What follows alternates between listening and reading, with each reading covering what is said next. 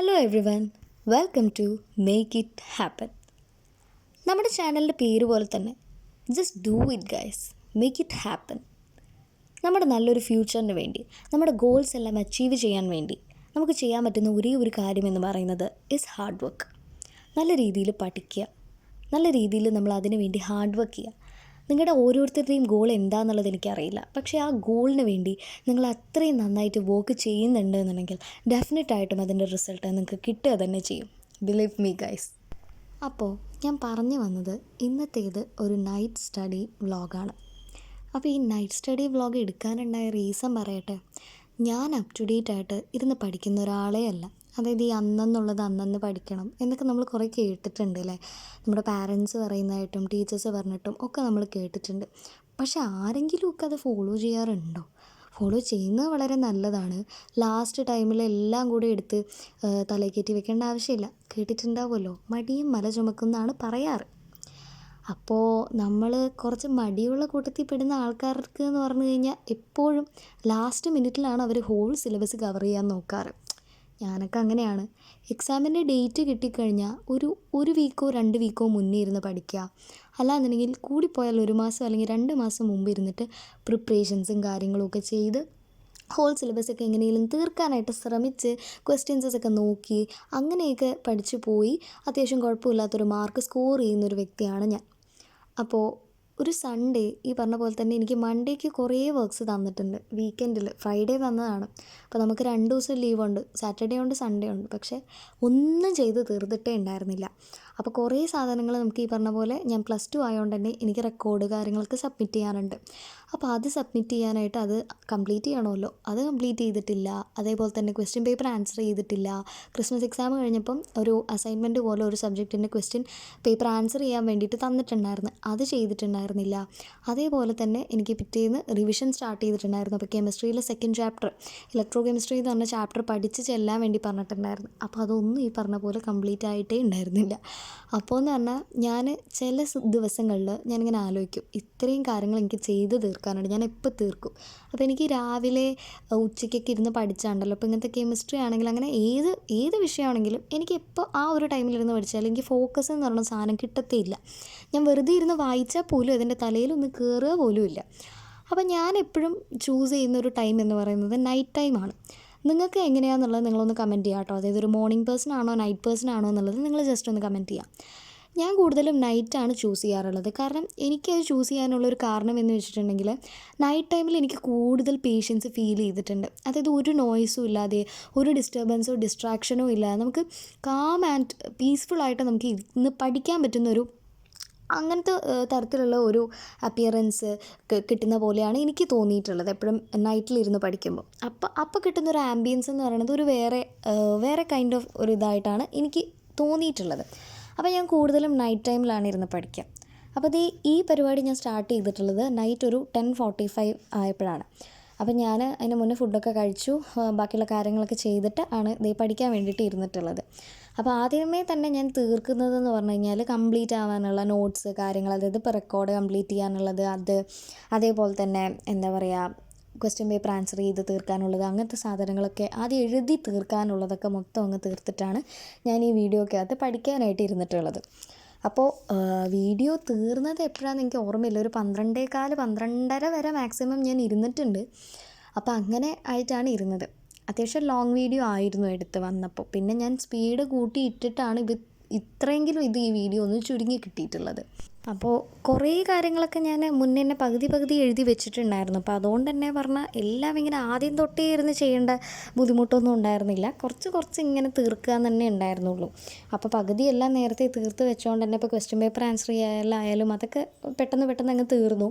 പിന്നെ ഉണ്ടായിരുന്നത് പറഞ്ഞാൽ ഞാൻ ഗൂഗിൾ റെഫർ ചെയ്തിട്ടും PDF നോക്കിയിട്ടൊക്കെ നമ്മൾ റെക്കോർഡിനകത്ത് ചില സ്ഥലത്ത് ഫിഗറൊന്നും വരച്ചിട്ടില്ല, ചില സ്റ്റേറ്റ്മെൻറ്റ് എഴുതിയിട്ടില്ല. അപ്പോൾ അതൊക്കെ ഒന്ന് നോക്കി അതൊക്കെ ഒന്ന് ഫില്ലപ്പ് ചെയ്ത് കൊടുത്തു. എന്നിട്ട് ഇത് ഇപ്പോൾ ചെയ്തുകൊണ്ടിരിക്കുന്നത് നമ്മുടെ പേജ് നമ്പറും കാര്യങ്ങളൊക്കെ കറക്റ്റായിട്ട് ഇട്ടുകൊണ്ടിരിക്കുന്നതാണ് റെക്കോർഡിൻ്റെ. എല്ലാം നമ്മൾ ചെയ്ത് വെച്ചാലാണ് നമുക്ക് റെക്കോർഡ് സർട്ടിഫൈ ചെയ്ത് തരുള്ളൂ ടീച്ചേഴ്സ്.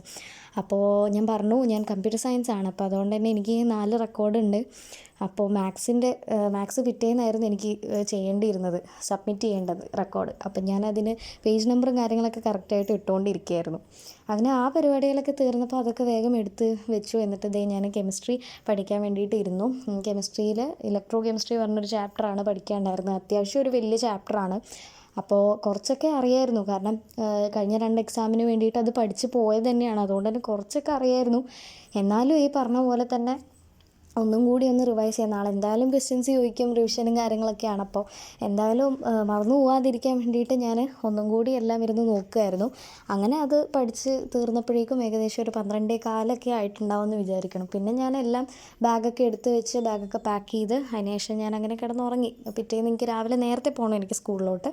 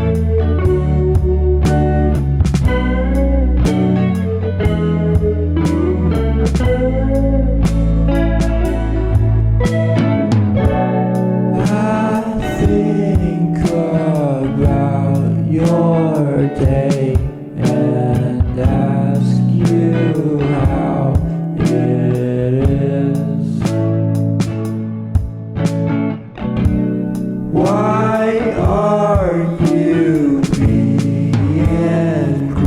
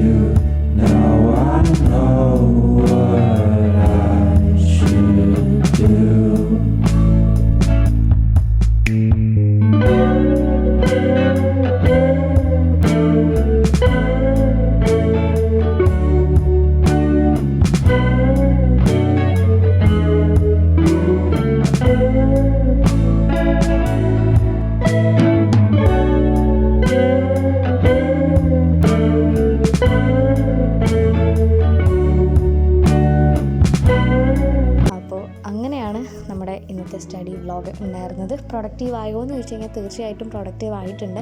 തീർക്കാനായിട്ട് വെച്ചിട്ടുണ്ടായിരുന്ന എൻ്റെ പെൻഡിങ് നോട്ട്സ്, വർക്ക്സ് കാര്യങ്ങളൊക്കെ തീർത്തു. പഠിക്കാനുള്ളതെല്ലാം പഠിച്ച് തീർത്തിട്ട് തന്നെയാണ് ഞാൻ കിടന്നിട്ടുണ്ടായിരുന്നത് കേട്ടോ. അപ്പോൾ അതാണ് നമ്മുടെ ഇന്നത്തെ വീഡിയോ എന്ന് പറയുന്നത്. അപ്പോൾ ഇത്തരത്തിലുള്ള സ്റ്റഡി റിലേറ്റഡ് ആയിട്ടുള്ള കണ്ടൻസ്, വീഡിയോസ് കാര്യങ്ങളൊക്കെ ആയിരിക്കും നമ്മുടെ ഈ ഒരു ചാനലിൽ ഇനി അങ്ങോട്ട് ഉടനീളം ഉണ്ടാവുക. മോട്ടിവേഷൻ, അതേപോലെ തന്നെ പ്രൊഡക്ടിവിറ്റി, പിന്നെ മടിയൊക്കെ ഓവർകം ചെയ്യാനുള്ള ടിപ്സ്, ട്രിക്സ് കാര്യങ്ങൾ, സ്റ്റഡി നമുക്ക് കുറച്ചും കൂടെ എഫക്റ്റീവ് ആക്കാൻ പഠിക്കാനുള്ള ടിപ്സും ട്രിക്സും എല്ലാം, അല്ലറ ചില്ലറ കാര്യങ്ങളൊക്കെ കേട്ടോ. അങ്ങനത്തെ സംഭവങ്ങളൊക്കെ ആയിരിക്കും ഈ ഒരു ചാനൽ ഉണ്ടാവുക, വ്ളോഗും കാര്യങ്ങളൊക്കെ. അപ്പോൾ നിങ്ങൾക്ക് എന്തായാലും ഇഷ്ടപ്പെടും എന്ന് തന്നെയാണ് എൻ്റെ വിശ്വാസം. അപ്പോൾ നിങ്ങൾക്ക് ഈ ഒരു ചാനലും അതേപോലെ തന്നെ ഇതിലത്തെ കണ്ടൻറ്റും ഒക്കെ ഇഷ്ടപ്പെടുന്നുണ്ടെന്നുണ്ടെങ്കിൽ തീർച്ചയായിട്ടും ലൈക്ക് ചെയ്യുക, ഷെയർ ചെയ്യുക ആൻഡ് സബ്സ്ക്രൈബ് ചെയ്യുക ഗൈസ്. അപ്പോൾ ഇന്നത്തേക്ക് അത്രയേ ഉള്ളൂ. ഇനി പുതിയ വീഡിയോസായിട്ട് വീണ്ടും വരുന്നതായിരിക്കും. അതുവരെ bye from make it happen.